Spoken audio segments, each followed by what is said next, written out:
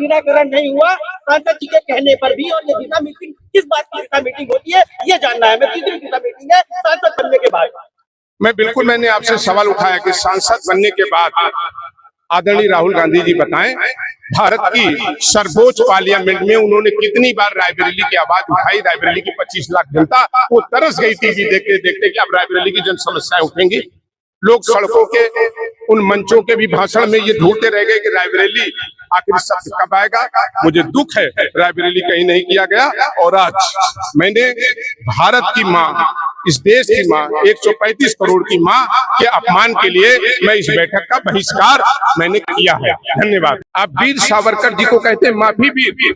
मेरा आपसे सवाल है, आपने अपनी कई गलतियों के लिए क्रमशः 2 बार माननीय सर्वोच्च न्यायालय और अन्य न्यायालयों में लिखित माफीनामा दिया है। अगर दिया है तो इसका जवाब आदरणीय राहुल गांधी जी दें। और हमें उम्मीद है कि लोकतंत्र से जुड़े, भारत के संविधान से जुड़े जिस किताब को आप दिखाने का काम करते हैं, मैं बड़े आदर भाव से आदरणीय राहुल गांधी जी से पूछना चाहता हूँ, क्या आपकी आत्मा इससे मर्माहत हुई?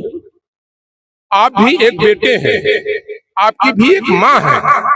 क्या जब माँ को गाली दी गई आपके मंच से आप दुखी हुए?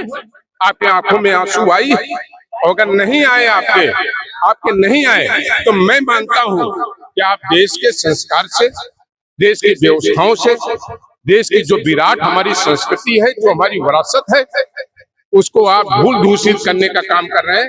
मैं बड़े दुखी मन से कह रहा हूं, बिना कोई राजनीति किए हुए, भारत के प्रधानमंत्री की मां का केवल अपमान नहीं है, भारत के रहने वाले हर बेटे का, हर मां का आपने अपमान किया है। आपको बड़ा दिल रख करके इसके लिए माफी मांगनी चाहिए। नहीं, मैंने जिलाधिकारी महोदय को लिख करके दे दिया है, जिलाधिकारी महोदय को लिख के दे दिया है। यम्स की बदहाल स्थिति है, यम्स में आईसीयू के बेड खाली नहीं मिल रहे हैं। तमाम जो सड़कें हैं उनके बारे में भी जो कमियां थी वो भी हमने बताने का काम किया है और लिखित रूप से हमने जिलाधिकारी को दे दिया है। लेकिन सवाल यह है, हम भी एक माँ के बेटे हैं। आपने सवाल किया कि जनता की आवाज कौन उठाएगा। मनोज पांडे देश में पहचाने ही जाते हैं जनता की आवाज उठाने के लिए, लेकिन हम माँ का अपमान सह करके एक सेकंड जीवित नहीं रहना चाहते हैं। राजनीति तो बहुत छोटी बात है। जिन लोगों ने भारत माँ का अपमान करने में कोई कसर न रखी हो, वैसे हम उम्मीद नहीं करते तो माँ के का सम्मान करेंगे। मैनपुर में नेता प्रेसिडेंट ने जाकर वोटिंग कराई, जिसमें आधे का जिक्र करते हुए, जिसमें कांग्रेस के मंच से भारत के प्रधानमंत्री, भारत के मुख्य सेवक आदरणीय नरेंद्र मोदी जी की मां को गाली दी गई। मैंने ये एक लिखित प्रस्ताव अध्यक्ष जी को और बैठक में बैठे सभी लोगों को दिया कि जिन लोगों ने भी भारत के प्रधानमंत्री की मां को न केवल बल्कि पूरी देश की मां को और मां शब्द को अपमानित और कलंकित करने का काम किया है, इसकी निंदा पहले इस बैठक में की जाए। भारत के संस्कारों में, भारत के इतिहास में माँ का एक बहुत अहम रोल रहा है। माँ सीता के रूप में भी रही हैं, माँ लक्ष्मी देवी भी रही हैं, रानी लक्ष्मीबाई भी रही, उदा देवी भी रही हैं, झलकारी बाई भी रही हैं और कल्पना भी एक माँ थी, एक स्त्री थी। और ये न केवल भारत के प्रधानमंत्री, भारत के मुख्य सेवक आदरणीय नरेंद्र मोदी जी की मां को गाली दी गई, बल्कि भारत के रहने वाले 135 करोड़ लोगों की भावनाओं को और 135 करोड़ लोगों की मां को अपमानित करने का काम किया गया है।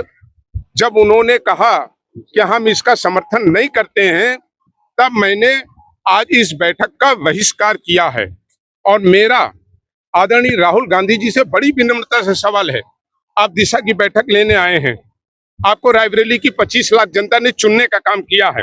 हम आपसे सवाल करते हैं कि आपने 33 बार तारांकित और अतारांकित प्रश्न यहाँ पर उठाने का लोकसभा में काम किया है। उसमें रायबरेली के 25 लाख लोग खोजते हैं कि रायबरेली की जनता की समस्या, रायबरेली के किसानों की समस्या, रायबरेली के और जो जन सुविधाओं की समस्या है, उसको आपने रायबरेली की समस्या न 33 बार के अपने वक्तव्य में जो विभिन्न नियमों में आपने लगाया, ना आपने लोकसभा में उठाया और ना ही आपने उसको कभी सड़क पर उठाया। ये रायबरेली का सवाल है। निर्वाचित आप रायबरेली से हुए, हमारा आदरणीय राहुल गांधी जी से सवाल है, आप कहते हैं वोट चोरी हुई, मधोपुरा के एक विधानसभा बेंगलोर से आपने सीडीएस नाम की एक संस्था के आंकड़ों को उठा करके ये आपने कहना शुरू किया। आज बड़ा सवाल देश पूछ रहा है, सीडीएस उस संस्था ने उसके लिए माफी मांगी, उसे डिलीट करने का काम किया, तो जिस संस्था ने स्वयं उसके लिए माफी मांगी, तो इसका मतलब आपने झूठ बोला। क्या आप भारत निर्वाचन आयोग, जो भारत के संविधान का एक अंग है, उसके ऊपर आपने जो आरोप लगाए थे, आपने देश की जो 135 करोड़ जनता को भ्रमित करना किया था, क्या इसके लिए आप देश से माफी मांगेंगे? तीसरा हमारा सवाल है कि आदरणीय राहुल गांधी जी बताएं, 2024 से लेकर के आज तक रायबरेली के लिए उन्होंने डेवलपमेंट के लिए उन्होंने कौन से कार्य किए, किसी एक कार्य को बताने का काम करें। आप कभी माननीय सर्वोच्च न्यायालय पर, कभी आप निर्वाचन आयोग पर, और कभी आप सेना पर भी कार्रवाई का सबूत मांगते हैं।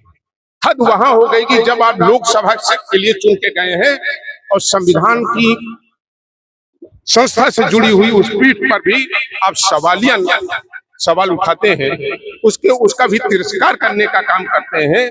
तो क्या आप भारत के संविधान और भारत के आर्टिकल से जुड़ी हुई इन संस्थाओं को बार बार अपमानित करने का संदेह पैदा करके देश के 135 करोड़ लोगों को भ्रमित करने का काम करते हैं? क्या आप इसके लिए देश से माफी मांगेंगे?